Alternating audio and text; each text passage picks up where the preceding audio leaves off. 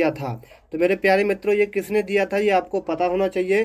तो बुद्धि का एकल घटक एवं एकल अव्यय सिद्धांत जो दिया था वो दिया था अल्फ्रेड बिने ने। किसने साथियों? अल्फ्रेड बिने ने। तो आपका राइट आंसर था ऑप्शन नंबर सी।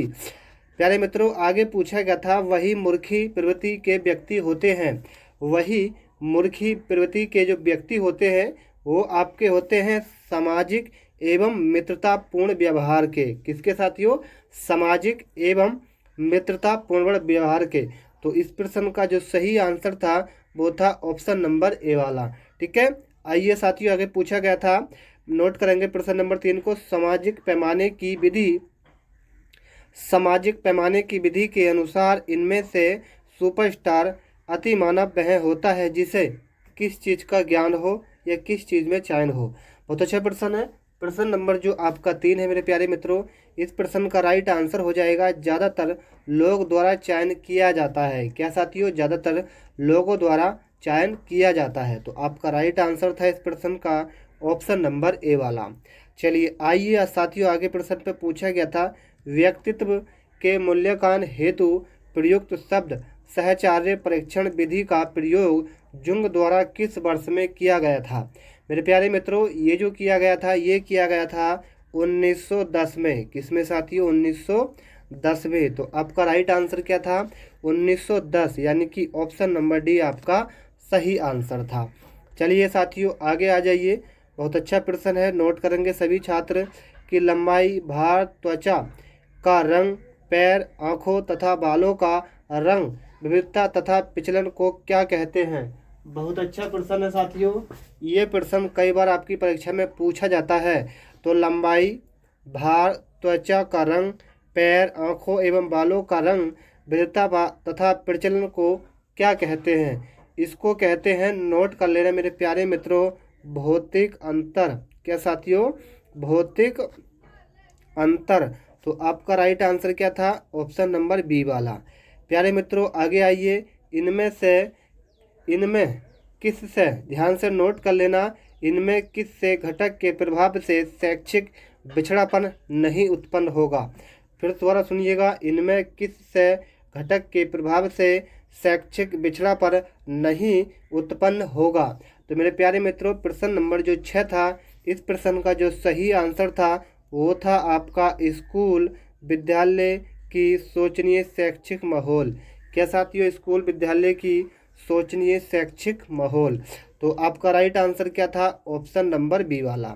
चलिए साथियों आगे आ जाइए, आगे आपसे पूछा गया था समान आयु, यानी कि समान आयु वर्ग से समृद्ध अन्य सहपाठियों से जब किसी छात्र की तुलना की जाती है तो उसमें एक स्पष्ट शैक्षिक कमी यानी कि त्रुटि दृष्टिगोचर होता है, यानी कि होती है।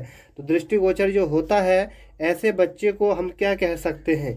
प्रश्न जो है साथियों वो काफ़ी इंपॉर्टेंट प्रश्न है, प्रश्न को समझना आपके लिए बहुत ज़रूरी है। तो मेरे प्यारे मित्रों मैं आपको बता दूं, सामान्य आयु वर्ग से समृद्ध अन्य सहपाठियों से जब किसी वस्तु की तुलना की जाती है तो उसमें एक सुस्पष्ट यानी कि स्पष्ट शैक्षिक कमी का मतलब त्रुटि दृष्टिगोचर होती है। तो ऐसे बच्चों को जो हम कहते हैं मेरे प्यारे मित्रों वो कहते हैं पिछड़ा बालक। क्या साथियों? पिछड़ा बालक। आइए साथियों आगे, किसने ये कहा कि, ध्यान से नोट करिएगा, किसने ये कहा कि सृजनशील मानव मस्तिष्क द्वारा संबंधों को रूपांतरित करके नई विषय वस्तु का रचनात्मक सृजन कर नए अतः संबंधों को विकास करने की शक्ति का कार्य है। तो मेरे प्यारे मित्रों ये जो है ये है आपका, नोट करते चलना, ये होता है स्किनर द्वारा। किसके द्वारा साथियों? स्किनर द्वारा। तो आपका राइट आंसर क्या था मेरे प्यारे मित्रों? ऑप्शन नंबर सी वाला। ठीक है, स्किनर। आइए साथियों, आईपीसी आप सभी जानते होंगे, भारतीय दंड संहिता का अर्थ होता है, ये तो हर एक छात्र जानता होगा, इसमें कोई भी संदेह नहीं है। तो आईपीसी की फुल फॉर्म होती है इंडियन पेनल कोड, यानी कि भारतीय दंड संहिता। ठीक है, जो भी साथियों दंड दिया जाता है वो इसी धारा के अनुसार आपको दिया जाता है और कोई आप अपराध करते हैं तो। ठीक है, चलिए आपको बता दें बालक का प्रारंभिक विकास मुख्यतः किस पर निर्भर करता है। देखो बालक का जो प्रारंभिक विकास होता है वो निर्भर करता है आपके माता पिता पर। किस पर साथियों? आपके माता पिता पर। तो आप समझ पाए होंगे इस प्रश्न का राइट आंसर माता पिता हो जाएगा। आइए साथियों, बहुत अच्छा प्रश्न है। सामान्यत ये देखा जाता है कि बच्चा थोड़े बहुत, दोबारा नोट कर लेना मेरे प्यारे मित्रों, काफ़ी इंपोर्टेंट प्रश्न है। सामान्यत ये देखा जाता है कि बच्चा थोड़े बहुत,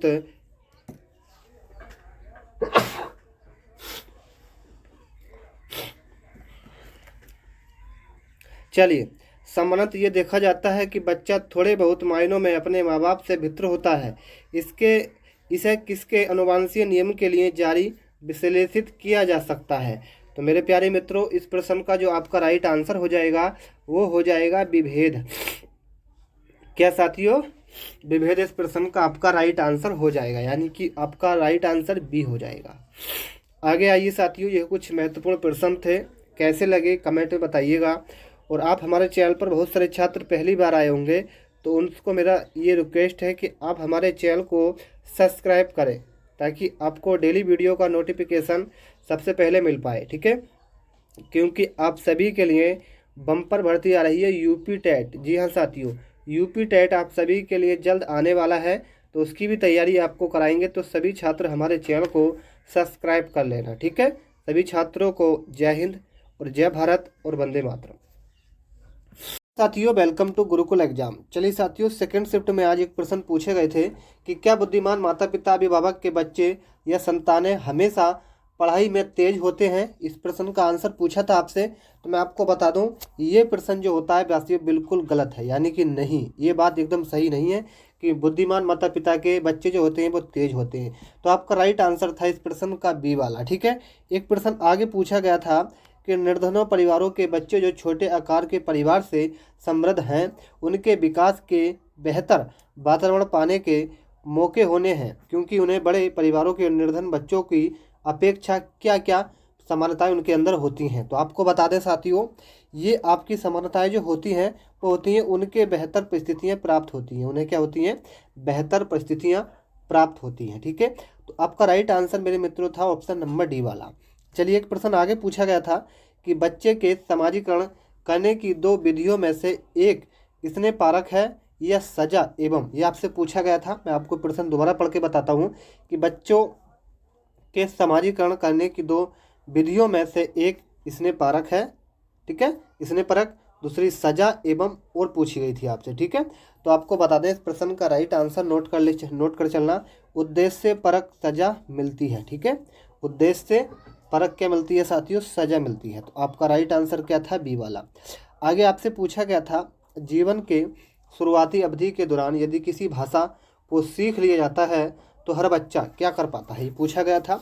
जीवन के शुरुआती अवधि के दौरान यदि किसी भाषा को सीख लिया जाता है तो हर बच्चा जो होता है वो आपका होता है एक मूल पैतृक भाषाई भसज निवासी के भांति प्रभा प्राप्त कर देता है। ठीक है, तो आपका राइट आंसर क्या था? बी वाला। चलिए आगे आ जाइए। एक प्रश्न में पूछा गया था 2 से 3 वर्ष की आयु के मध्य एक बच्चे की भाषा विकास दर % में लगभग कितनी होती है?